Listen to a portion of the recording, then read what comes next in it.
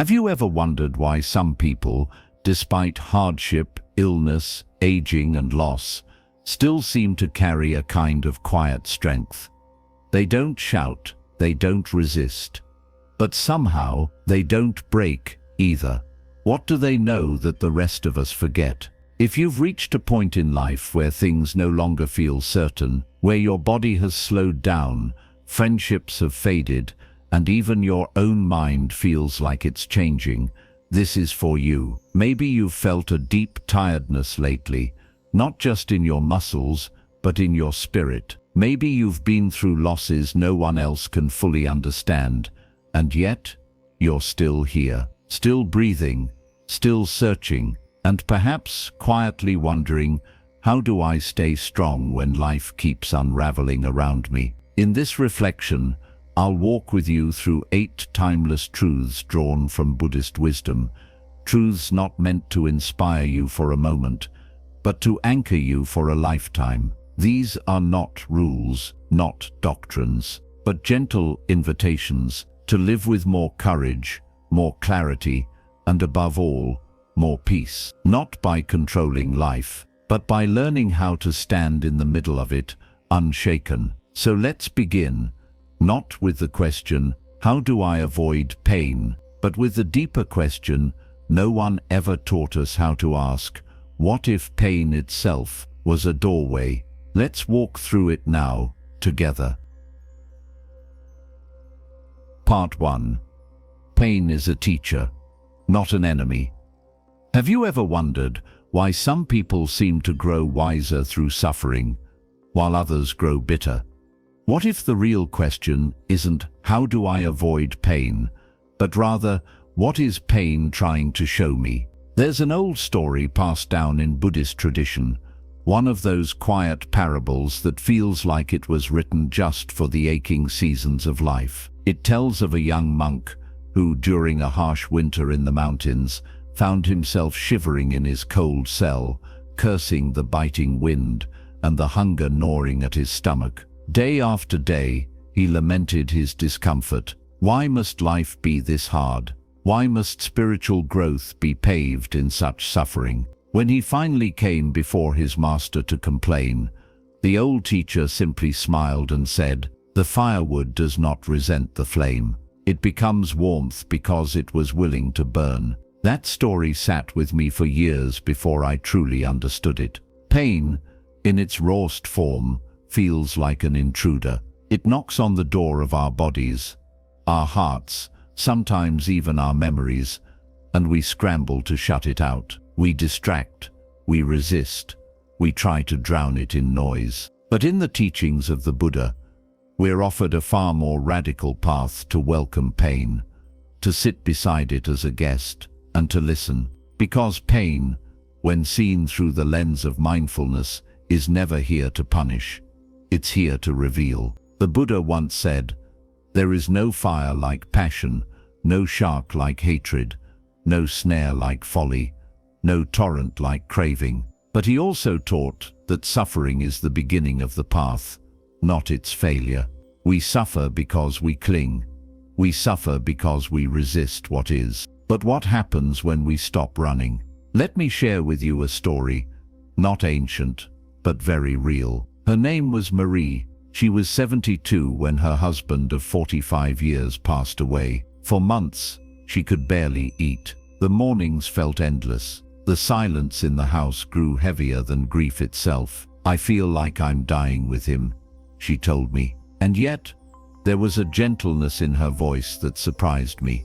Because every day she would sit on the old porch swing they used to share, with a cup of tea and tears in her eyes, and she would listen, not to music, not to advice, but to the ache itself. One day, after many long weeks, she said something I'll never forget. "I thought the pain was trying to destroy me, but I think it was trying to carry me home. It brought me back to what mattered." Marie didn't conquer her pain. She befriended it. She let it teach her what no book ever could, that grief is love that has nowhere to go. And when we sit quietly enough, it becomes a path. So I ask you gently now, What pain in your life have you been running from, and what might it be trying to reveal? If only you stopped to breathe with it. Because maybe, just maybe, it's not your enemy. Maybe it's the flame that softens your edges. Maybe it's the cold that shows you how deeply you long to feel again. In Buddhist monastic practice, young monks are often asked to carry water uphill each morning before sunrise. An arduous, thankless task. But when asked why they don't protest, one simply replied, "Because the bucket teaches the arm how to hold the weight of life." Likewise, your pain, though heavy, might be preparing you for something far deeper. Compassion, humility, resilience. So the next time discomfort arises, not just physical, but emotional too, don't immediately ask, "How do I get rid of this?" Try asking instead, "What part of me is growing through this?" And from that stillness, something extraordinary happens. The pain loses its sharpness, the fear quiets. You're no longer trapped in the fire, you are shaped by it. And that is how the mind begins to become unshakable. But now a deeper question lingers in the air. If pain isn't the enemy, what about the emotions that follow? The anger, the sadness, the fear. How do we hold those without being broken by them? Let's explore that together in the next part.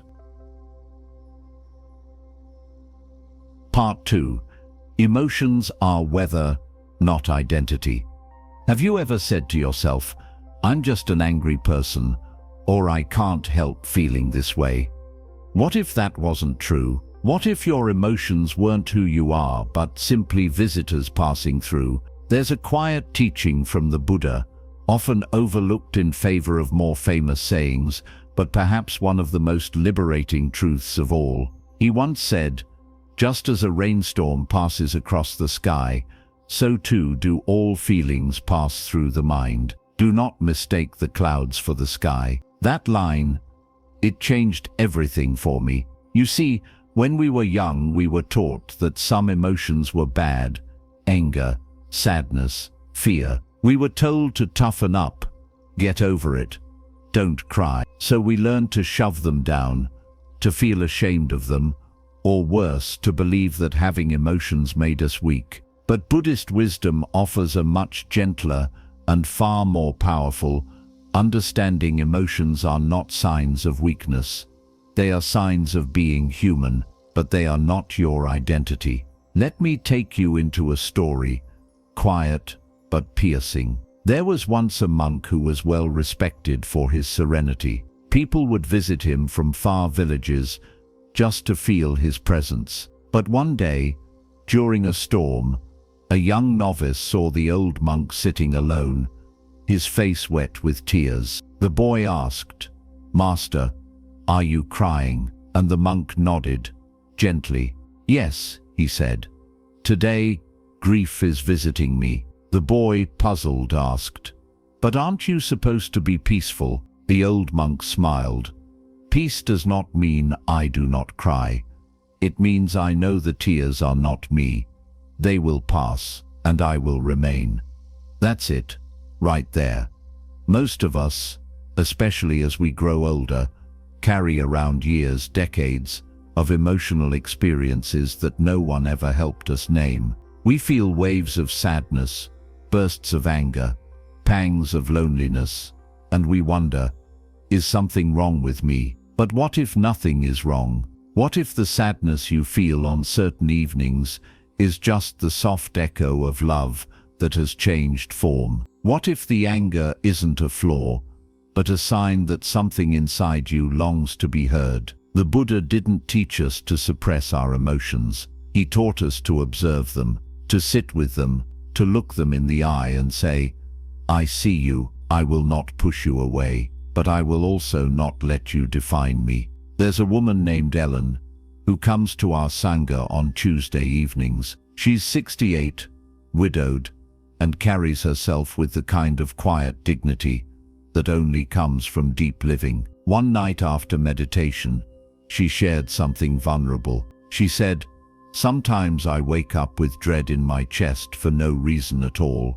and for a long time, I thought something was wrong with me. But lately, I've been trying something different. I just breathe and say, this feeling has come again. Let me sit with it for a while, like I would an old friend who's grieving. And here's the remarkable thing. When we stop fighting our emotions, they soften. When we stop identifying with them, they lose their grip. Imagine this: your mind is like a vast sky. Some days it's cloudy, some days it's stormy, but the sky itself is untouched by the weather. You are not the storm, you are the space it passes through. Try this practice the next time you feel overwhelmed. Close your eyes, place your hand over your heart, and say softly, "This emotion is not me, it is simply moving through me." And then breathe. Don't try to fix it. Just breathe.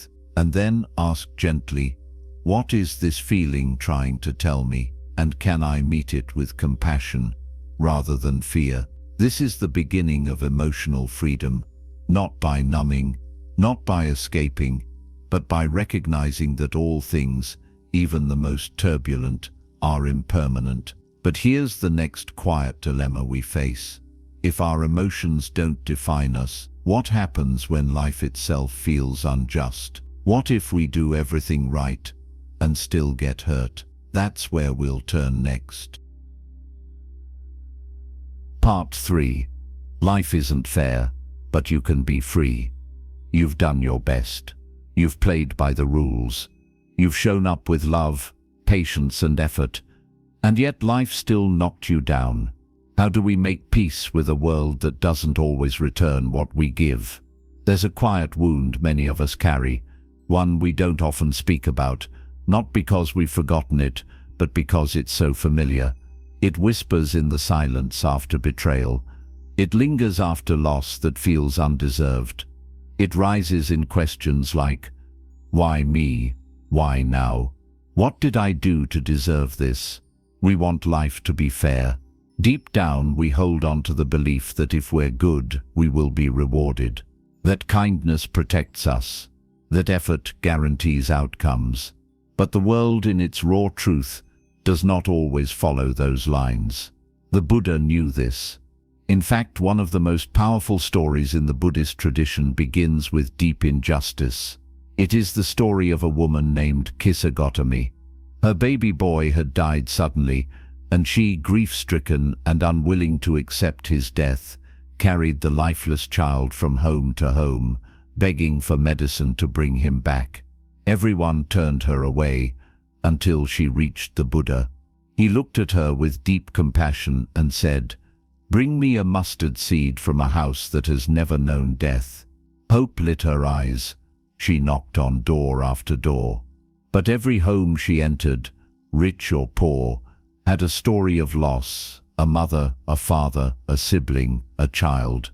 By nightfall, she had visited countless families and returned to the Buddha empty-handed, but transformed. She had realized suffering is universal, fairness is not promised, but wisdom, compassion, and peace, those are still within reach. Kisagotami didn't get her child back, but she gained something else: freedom from resistance and a heart wide enough to hold sorrow with grace. And maybe that's the invitation for us too. When we cling to the idea that life should be fair, we suffer twice, first from the pain itself, and then from the shock that it happened to us. But when we begin to see that pain, loss, even betrayal, are not personal punishments but natural parts of the human path, we stop asking, "Why me?" and begin asking, "How do I walk through this with wisdom?" Let me tell you about Carl.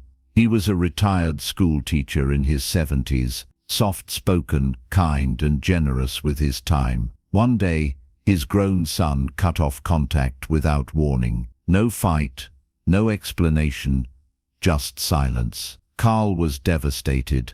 "I raised him with everything I had," he said. "I showed up to every game, every recital. I don't understand." He spent months questioning what he did wrong, But then one morning after a walking meditation, he said, maybe the point isn't to understand. Maybe the point is to love him without needing to be loved back. Maybe that's what real freedom looks like. That is liberation. The Buddha taught us, hatred does not cease by hatred. Hatred ceases by love. This is an eternal law, but what he didn't always say directly, though he lived it deeply, is that life itself does not follow the laws of fairness. It follows the laws of change, of cause and effect, of impermanence. So what do? We let go, not of caring, but of expecting life to bend to our efforts. We stop measuring our worth by outcomes. We keep doing good, not because it will guarantee reward, but because it keeps our own hearts clean. And in that way, we begin to build a deeper strength, the kind that isn't shaken by the world's chaos. So here's something to sit with. Can you still love when your love is not returned? Can you still give when it goes unnoticed? Can you still walk with dignity, even when life is not fair? Because if you can, then you are already free. But now, a new question emerges. If we stop expecting life to be fair, what do we hold on to? Where do we find our footing when so much is beyond our control? Let's go there, together, in the next part. Part 4. Control what's inside. Let go of the rest.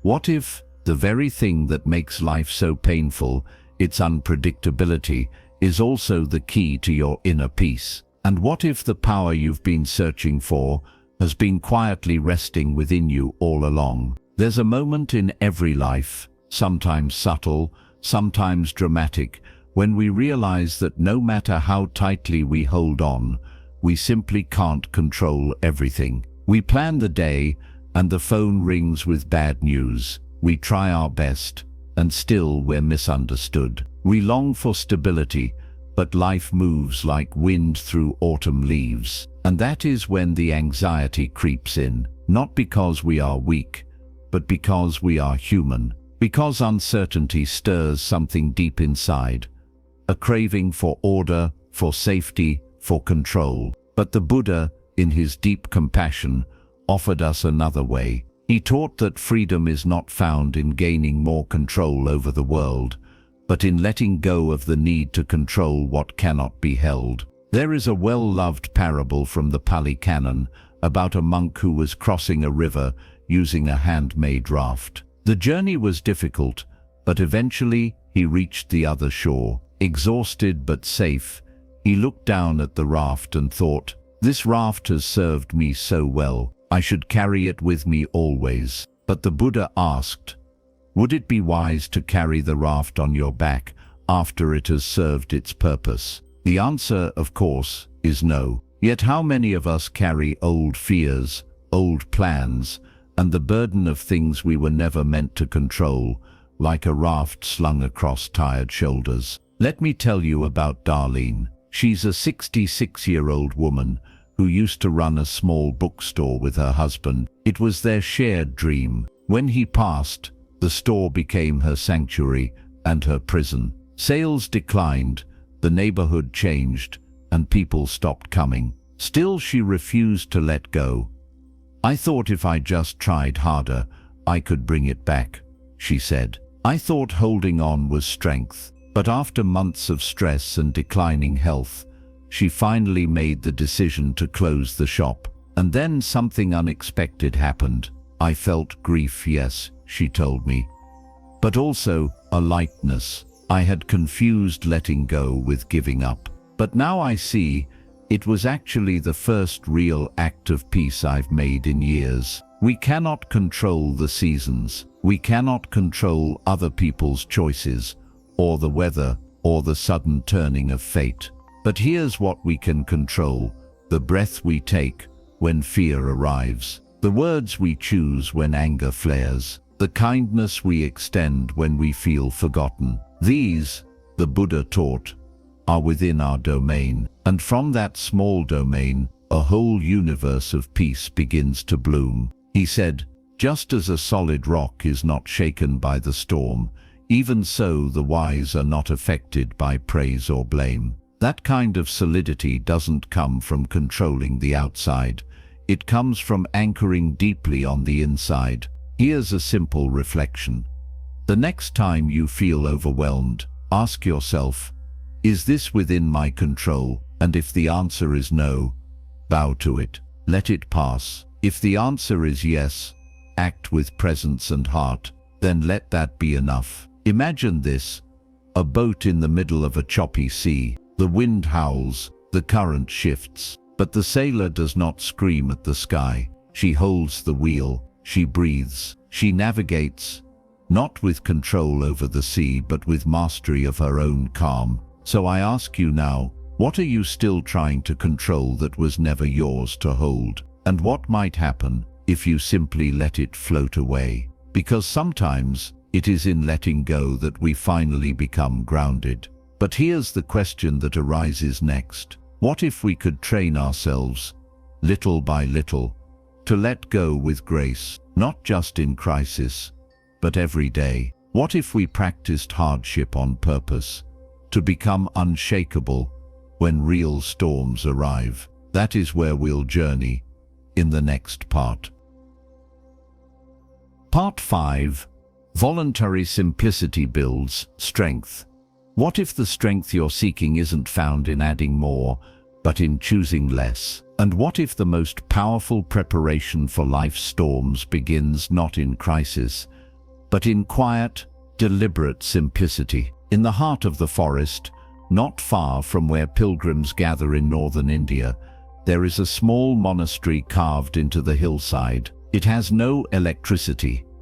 The food is plain rice and vegetables. The robes are coarse, and the mornings begin before the sun remembers to rise. To outsiders, this life might seem austere, even punishing. But the monks there don't see it that way. They smile gently and say, simplicity is not suffering. It's a kind of training, not for the body, but for the mind. There's a lesson in that, especially for us in a world addicted to comfort. You see, comfort has become our silent master. We wake and reach for warmth, ease, stimulation. We crave entertainment, soft chairs, sweet things. And yet, oddly, the more comfortable we become, the more restless we feel. It's not that comfort is bad, but when we grow too dependent on it, we forget how strong we truly are without it. The Buddha lived this truth. Though born a prince, he chose a path of renunciation, not out of guilt or punishment, but because he saw that comfort dulled clarity. So he walked barefoot, accepted alms, slept under trees, and lived with only what he needed, not to suffer, but to see. And in doing so, he discovered that peace doesn't arise from luxury. It arises from letting go. Let me bring this into the present day. There's a man named Thomas who used to live a fast-paced life in San Diego. Retired at 64, he filled his days with golf, gadgets, and gourmet food. But something gnawed at him, a low hum of anxiety that even the nicest wine couldn't wash away. I was surrounded by everything, he said, and still I felt empty. Then on a whim, he joined a mindfulness retreat in New Mexico. No phones, no rich food, just silence, nature, and breath. At first he hated it, but on the third morning, wrapped in a simple blanket, sipping plain tea, he looked out at the red horizon and wept. I hadn't realized how loud my life had become, he later told me. Simplicity didn't punish me. It reminded me of who I was before all the noise. This is the gift of voluntary simplicity. It's not about depriving yourself. It's about uncluttering the mind. It's about choosing quiet when the world demands noise, choosing stillness when the heart is racing, choosing discipline, not as punishment, but as devotion. In Buddhist tradition, even the act of eating becomes sacred. Monks chew slowly, bow to the bowl, give thanks for the simplicity. Because in that small act, they train the mind to be grateful without greed, aware without wanting, present without distraction. So I invite you gently to try this one day a week.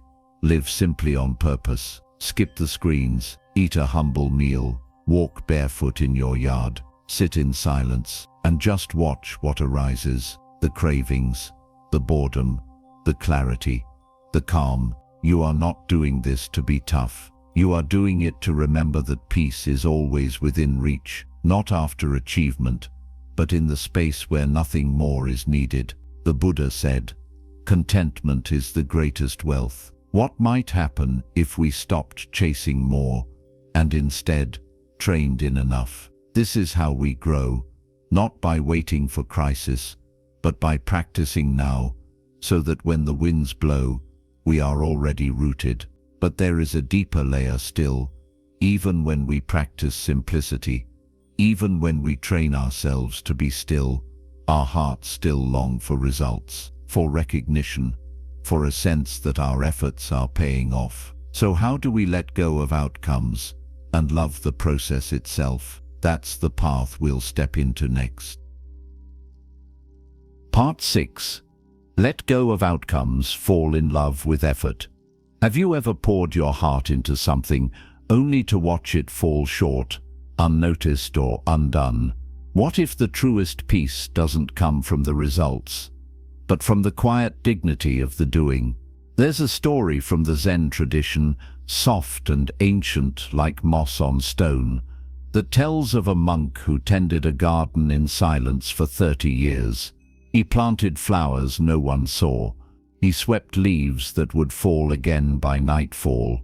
When asked why he did it, he simply replied, "I do not sweep to keep it clean. I sweep because it teaches me how to be present." That story has stayed with me, especially during seasons when life didn't turn out how I planned. In our modern world, we're taught to chase results, finish the project, win the praise, earn the reward, be recognized. Everything becomes a transaction, even love, even effort. But this mindset creates a quiet desperation inside us, because what happens when the outcome slips away, when the numbers don't rise, the applause doesn't come, or the person we gave everything to walks away? The Buddha understood this craving. He saw how deeply we attach to outcomes, how we cling to the fruits of our labor and suffer when they do not bloom. So he taught a different path. Do your work and then release it. Offer your actions not for reward, but as an offering to the moment itself. There was a woman named Joyce who used to come to our meditation group. She was 71, a retired nurse, with a quiet humility about her. She once shared how she wrote a memoir, not for publishing, not to be famous, but just to give to her grandchildren. "They might never read it," she said with a chuckle, "but I wrote it anyway, because writing it helped me see my life more clearly. It helped me say thank you to my younger self." That's the kind of strength we don't talk about enough, the kind that acts without needing applause, the kind that shows up day after day, not because the world notices, but because the act itself becomes a prayer. The Buddha said, "Do not dwell in the results of your actions, just act with a pure mind." In the Bhagavad Gita, a sacred text deeply respected by Buddhist thinkers, there is a line that echoes this perfectly. You have a right to your actions, but not to the fruits of your actions. This doesn't mean we become indifferent. It means we become free. We do what is right, kind, and meaningful, not because of what it gets us, but because of who it helps us become. Let me ask you gently, what have you stopped doing because no one noticed? What gift within you have you withheld, simply because it didn't bear the fruit you hoped for? Maybe it's time to return to it, not for validation, but for joy, for presence, for healing. The Japanese art of kintsugi teaches us that broken pottery, when repaired with gold, becomes more beautiful than before. But the artisan doesn't do it to impress. They do it to honor the story. Likewise, your efforts, especially the unseen ones, are the gold seams of your life. So the next time you write, speak, give, love, or create, do it not for outcome. Do it for truth. Do it for peace. Do it for the sacred rhythm of showing up. Because that is what makes the heart resilient. Not results, but the soft, steady act of doing without needing. But even in this peace, there's a quiet shadow we all carry, the awareness that time is short, that life is passing, that one day all of this will end. And that awareness can either haunt us or awaken us. Let's explore that next. Part 7. Meditate on death to awaken your life. We all know that death is inevitable, but how often do we truly live as though that's true? What would change right now if you remembered that today could be your last? In the quiet hours of early dawn, when the world is still heavy with dew and silence, monks in many Buddhist traditions begin their day with a single, sobering reflection. I may die today. It is not meant to frighten. It is meant to wake them up, and perhaps it is meant to wake us up too. There is a gentle illusion many of us carry, especially as we age, the idea that we still have time to fix things, to say what matters, to finally begin living the life we postponed. We think, later, when I feel better, when I retire, when the timing is right. But the truth is, life doesn't wait for later. The Buddha spoke often of impermanence, not to create fear, but to help us touch life more deeply. He taught that every breath is borrowed, every moment sacred, because it will not come again. To forget this is to sleepwalk through life. To remember it is to finally wake up. Let me share a story with you. There was a man named Harold, 78 years old, who lived alone after his wife passed. He had survived cancer twice, a war, and the loss of 2 dear friends. He once told me, "Death has brushed past me more times than I can count, but strangely, I never really thought it would happen to me." He said this with a soft chuckle, eyes sparkling with the kind of clarity that only comes when one has faced the edge and returned. Then he paused, sipped his tea and added, "It wasn't until my neighbor died, just collapsed in his garden, that I started changing how I lived. I stopped saving the good wine. I started writing letters. I forgave people who never asked." It's funny, isn't it? Death taught me how to live. That is the quiet paradox. When we run from death, we grow numb, we delay, we shrink into false security. But when we look it in the eye, something inside us softens and strengthens. We start to live with urgency, honesty, and depth. We let go of petty things. We speak from the heart. We show up as we are. The Buddha reminded his disciples, of all footprints, that of the elephant is supreme. Of all contemplations, the remembrance of death is supreme. Why? Because it cuts through delusion. It silences the ego. It reveals what truly matters. So I ask you now, not with fear but with gentleness, what are you still waiting to do, to say, to become? Is there a phone call you've been putting off? A dream you've placed on a dusty shelf? A hurt you still carry because you believe there will be a better time to forgive? Let this be the time. This moment, right now, is not a rehearsal. It is your life. And it is quietly, tenderly, asking you to step in fully. Not perfectly, just wholly. In Tibetan Buddhism, there's a practice called Maranasati, awareness of death. Practitioners lie still, imagining their bodies returning to the earth, until something profound occurs. They begin to feel more alive. Because once we accept that our time is finite, every cup of tea becomes sacred. Every sunset becomes a sermon. Every "I love you" becomes urgent. Death is not the end. It is the teacher that calls us back to the beginning, to what is real, precious, and possible right now. But there is one more thread to weave into this tapestry of resilience. If we are to live fully, how do we live with integrity? When no one is watching, when no one is applauding, how do we keep walking the path? Let us turn toward that final truth next. Part 8. Live by values, not applause.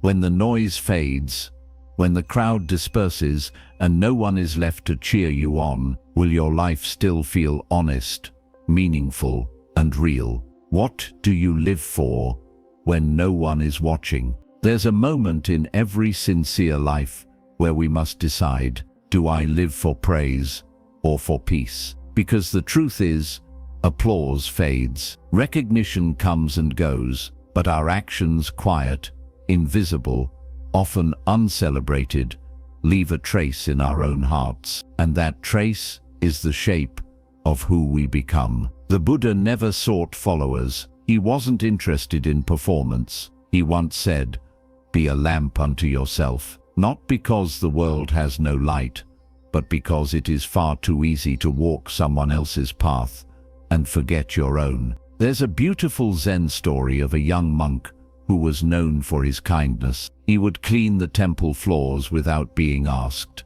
tend the sick with gentle hands, and bow to everyone, regardless of age or rank. But he never spoke of his actions. One day, a senior monk approached him and said, "Why do you serve so quietly?" The young monk smiled and replied, "Because the mountain does not announce its height, yet it holds the sky." That is the heart of true virtue. It does not need to be seen. It simply is. Let me tell you about a woman named Leela. She was a retired librarian who volunteered at the hospital near my home. Every Wednesday she brought books to patients too weak to leave their beds. She read to them, sang to them, listened when they needed to speak, and she never told anyone, not even her family. I only learned about her visits after she passed. One of the nurses said, "Leela never wanted thanks." She said, "If my kindness needs to be noticed, then it isn't kindness yet." I still think about her sometimes when I find myself looking for validation. The Buddha taught, better than 1,000 hollow words is one word that brings peace, and better than 1,000 actions that draw praise is one that reflects your truth. So here's the question: what are your true values? Not the ones you say, but the ones you live, even when no one's looking. Is it compassion? Then speak gently to those who can do nothing for you. Is it honesty? Then tell the truth, even when it costs you. Is it patience? Then practice it with the people who test you most. Because this is the quiet power of the awakened heart. It doesn't move for show, it moves from depth. Living by values means choosing what is right over what is easy, what is just over what is popular, what is real over what is recognized. And in doing so, you may not stand out in a crowd, but you will stand firm in yourself. And the beautiful irony, when you stop living for applause, people begin to notice, not because you shouted, but because you glowed, and they feel it. So if you've ever wondered, does it matter? Is anyone watching? Am I enough? Let me offer this gentle truth. Yes, it matters, and you are enough. Not because others say so, but because you walk in alignment with what is true. So live like the pine tree, quiet, rooted, strong, unmoved by wind or praise. Live in such a way that even if stripped of title, recognition, or reward, your life would still be rich with meaning. Because in the end, it's not the applause we carry with us, it's the integrity of how we walked our path. If you've made it here, quietly listening, heart open, perhaps with a lump in your throat, then something inside you is ready to live more gently, more honestly, more awake. You don't need to do it perfectly. You don't need to be fearless. You just need to remember, peace doesn't come from fixing everything. It comes from seeing clearly and choosing compassion anyway. So here's my gentle invitation to you. Take one of these truths, just one, and live with it today. Sit with it. Let it guide the way you speak, the way you breathe, the way you move through the ordinary.